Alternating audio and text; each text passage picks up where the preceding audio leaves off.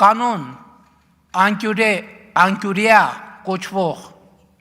ի կանոնը ասում է հետևյալը.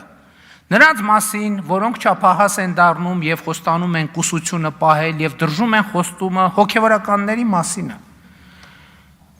շնություն անելով, այլևս կույս չեն կարող համարվել, այսինքն կույս չեն կարող համարվել, կուսակրոն չեն կարող համարվել, եպիսկոպոս չեն կարող համարվել, աբեղա չեն կարող համարվել, վարդապետ չեն կարող համարվել, կաթողիկոս չեն կարող համարվել, որովհետեւ այդ բոլոր պաշտոնների համար պարտադիր է